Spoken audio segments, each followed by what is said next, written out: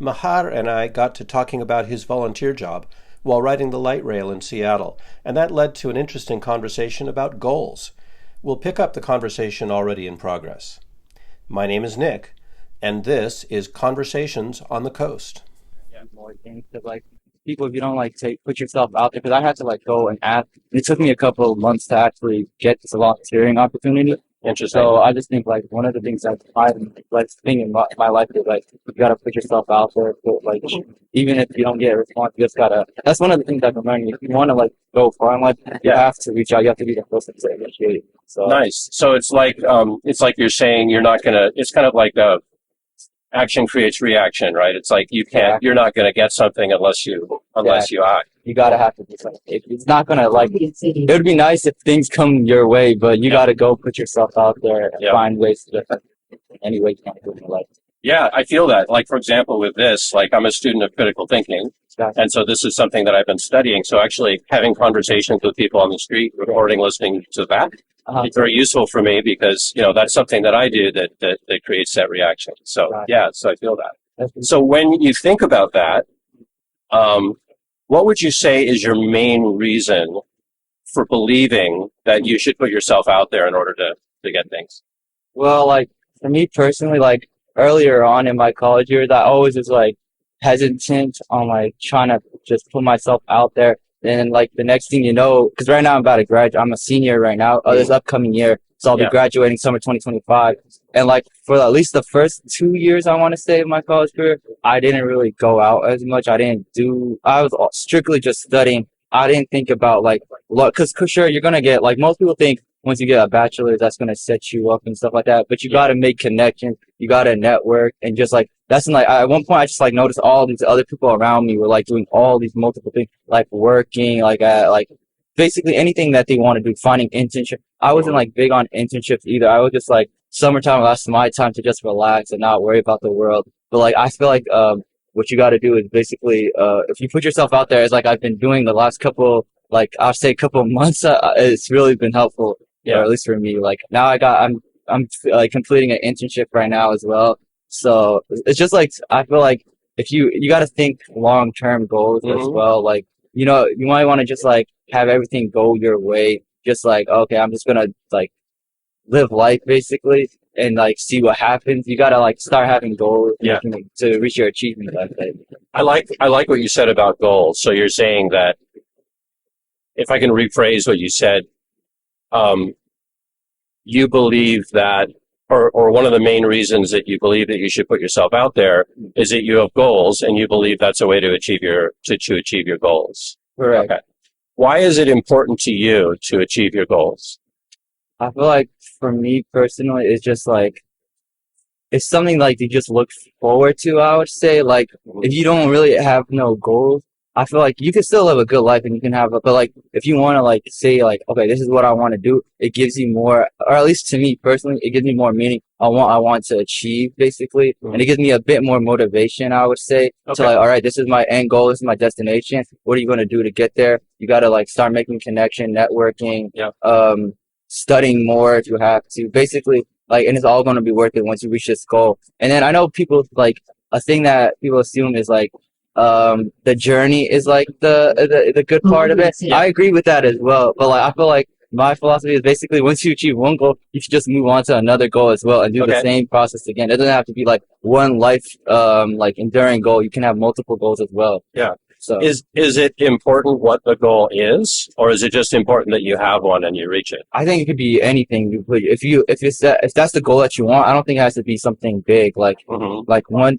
goal becoming a medical doctor. That's not the only goal someone has to have. It can be anything you're passionate about, anything you believe is what's it called? You understand all right, I'm struggling making money right now. How can I make money? Take a goal and whatever. If you achieve that goal, then it doesn't matter what path you take. Cool. So why is becoming a doctor important to you? To me personally, it's just something I don't know. It's something I've been interested in ever since I was a kid. I know as a kid, that's one of the things I always talk about, becoming a doctor. I also kind of I don't know if you're doing it right now, journalism. That was something I liked at one point. Yeah. But it's just I don't know. It just faded away once I started learning more about science. And it's just it's something that I feel the most passionate about. And then because I kind of like see it from two. I love science and I also like humanities as well. Mm-hmm. So like becoming a doctor is like a perfect mesh of the two. Become like a family medicine, general practitioner, anything like that. I see like being a combination of the two things I enjoy. Would you say it sounds to me like personal achievement and intellectual achievement is important to you? Would you say that's one of the main reasons you want to become a doctor? I would say like for intellectual achievement, I feel like it is one of the goals, but it's like it's not something I feel. It's something more recent, I would say, because it's like one of the things that comes along with becoming a doctor. So yeah. I would say like now more recently I'm more like dedicated on like getting my GPA up and stuff like that. Like it's like, but it's to me personally it's more about it's also just like as I was saying like humanity. Like my major right now that I'm taking is like it's kind of like a newer version. Like it's like public health, but it's a bit different. It's called health studies. Okay. And one of the things like that when I first was like looking for a major, because I was like I remember I was mentioning how I like sciences. So I was thinking, oh, obviously I'm going to take biology. And I've seen like this one major that they were providing, and it was discussing how it's like a mixture of the both. And so it's been pretty. By doing that, I've been like also like thinking about the intellectual achievement as well, just getting good grades and becoming like I'd say more educated on things around me as well. Yeah. But I also just like want to help people. So I know it's very like basic what most people say, but I really just want to like, help people at the end of the day as well. Yeah, I like that. So it's not just about intellectual achievement for you. Eventually, it's about helping people. Exactly. Yeah. Why is helping people important to you?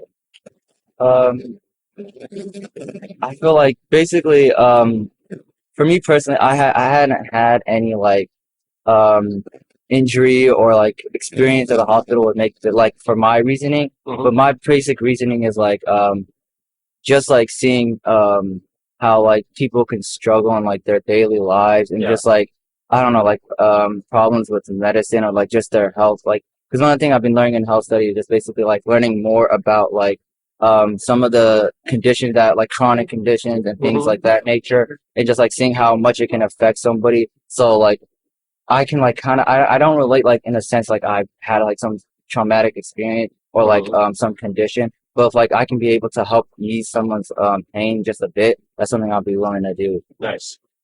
Yeah. So why is helping people ease their pain important?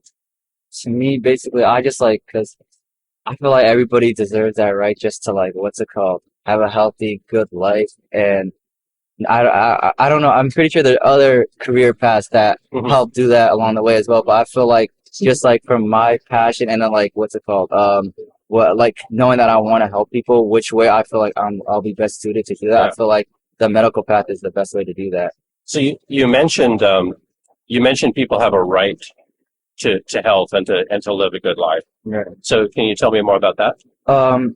Like I would say like I believe it is right, but like I also think like so like I feel like if I'm able to do it and I see other people are able to do it, then I don't know why there shouldn't be a reason as to why, unless there's like some other like reasoning that I'm not aware of. I feel like you should try your best to help someone, especially if they're trying and it's just like this thing is in their way. Yeah. If you can help move that barrier and just like be like a source of like relief for them, that'd be amazing, I believe. So I feel like back to the point of like you're saying as a right, I just feel like if that's something that they're willing to, that's what they want, and you could clearly see that's the problem for them. Yeah, I feel like I'd love to just be like a help in any way, like if I can assist. What would you say is the main reason that you're motivated to help other people, as opposed to say helping yourself? I would say, in that point, like as I was saying, I don't have like any like personal experience, or like if I do, it's more not related to me. It's like people I've been around and have just seen in my life. I just feel like it's something that I've been like, I don't know, not conditioned, but something I just seen. And like something that you just like from an early age, you know, it's not right. You just want to like, cause everyone have like empathy for other people as well. So I feel like that also plays a role. And like knowing how some people don't have the resources or like the power of their own selves to like do it. Like just being like not taking credit, because at the end of the day, they're the ones who are going to be taking the initiative, like trying to go seek help, try to find out a solution. So by just like being like not someone that carries you all the way, but assists you on your journey. Like I would just love to be a part of that journey, and like hopefully just see them at the end of the day achieve their goals as well. Okay. So two things were interesting to me in that last section. One is that you said you were raised with that feeling of wanting to help people. You were raised to believe that helping people was good. Right. The other thing you said was that everybody experiences empathy and wants to help people. Right. Let's talk about that first part first. Mm-hmm. Why is being raised with a belief a good reason to think that belief is true?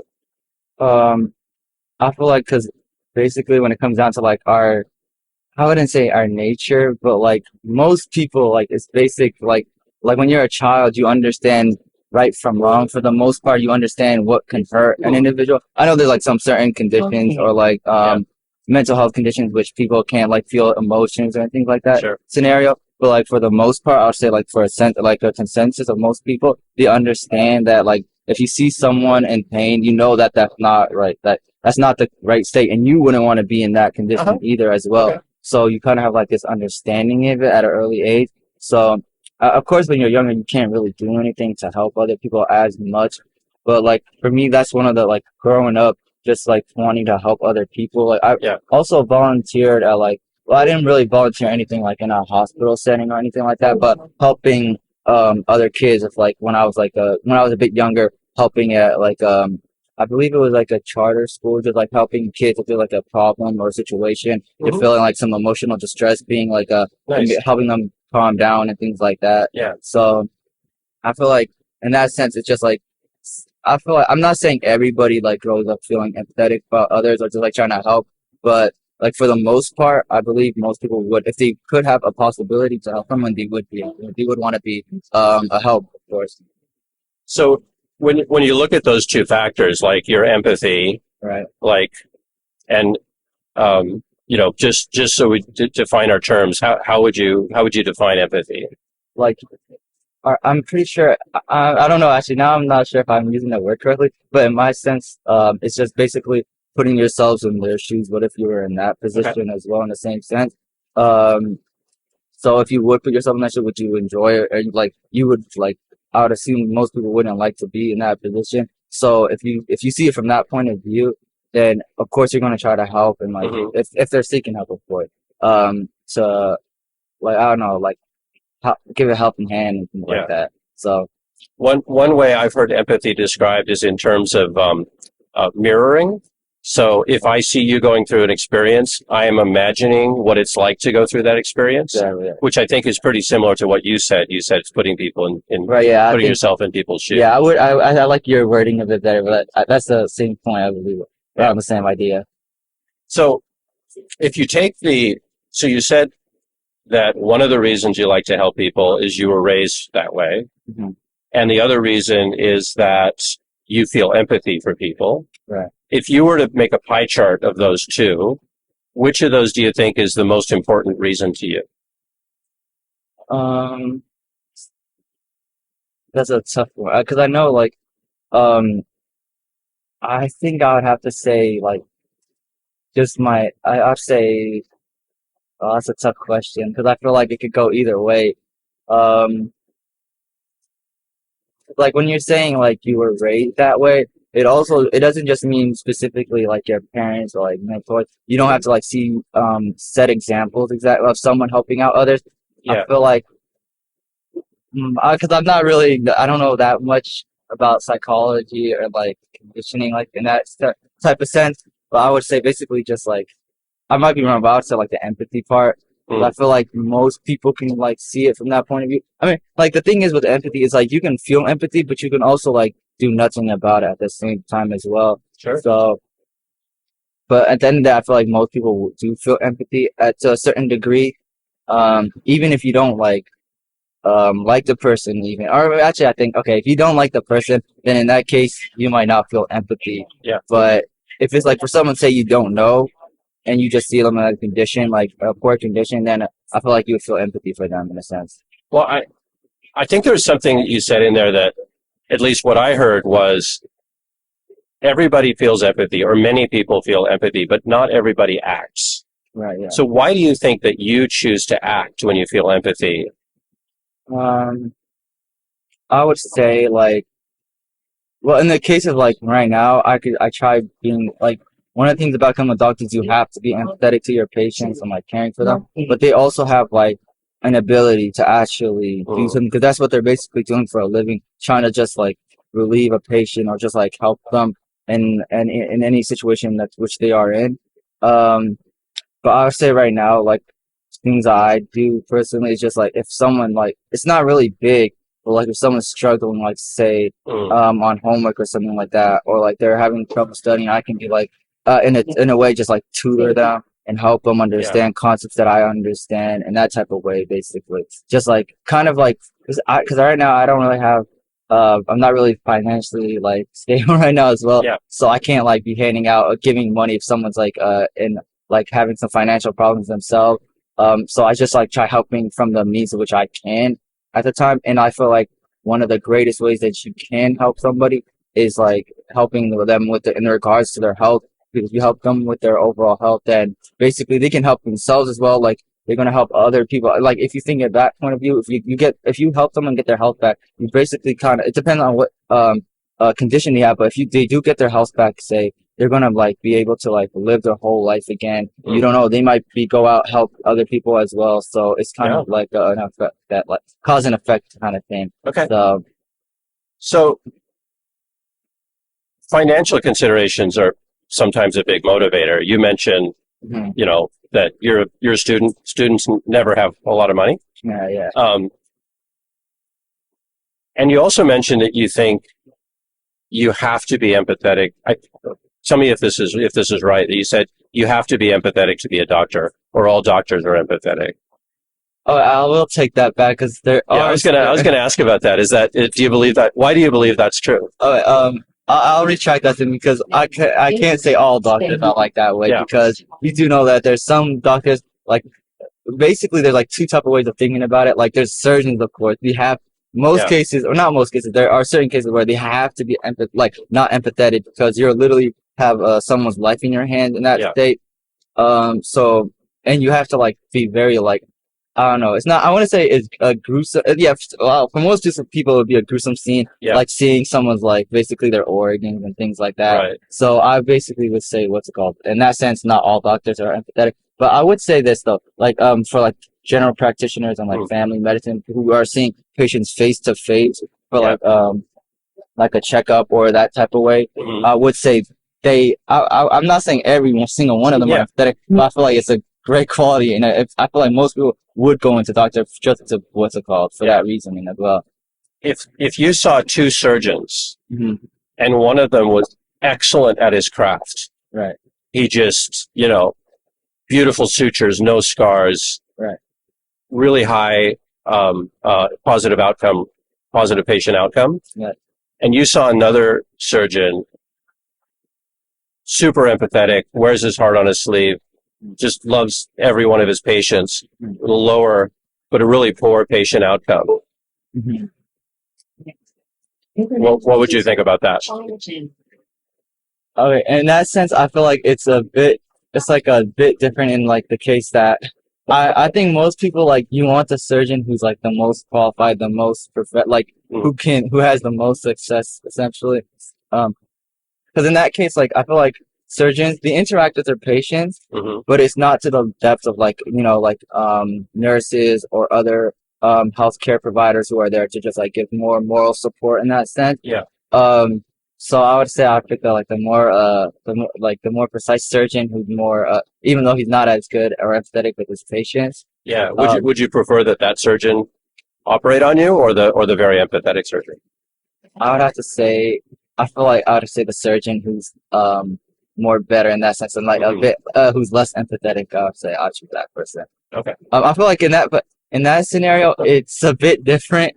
Like, I didn't really think about it from like a surgeon perspective, because I do understand like a lot of them have to just do that. Otherwise, that's like one of the rules, I believe. I don't know if it's a HEPA rule or it's something like that. But essentially, you can't operate on your own family members. So I feel like just like I understand like the emotional like feeling that you feel and operate your life, the patient's life is basically in your hands essentially. So I do understand. So I would say what's it called? I would pick a doctor who's more like better in a sense, but like a bit more less empathetic. Yeah. Well, I mean, I think in the real world, there's always a balance, but on the whole, do you believe that skill is more important or empathy is more important? If I had to force you to one side or the other, and I understand I'm intentionally putting you in a quandary situation. Wait, would it be the same scenario as with a surgeon, or is it? No, say exactly the same scenario. You have one surgeon who's very skilled, but very, basically a psychopath, or not a psychopath, but a sociopath, no empathy. And there's one surgeon who's highly empathetic, very, very emotional, really cares for his patients, but maybe isn't the best at what he does. Like you probably survive, but you might have a scar. Okay. Psychopathic surgeon leaves no scar. I feel like that's such a difficult question because, like, the person in me wants to say the emotional person, the more emotional, more empathetic individual, just in that sense. But like, especially in the case of surgery as well.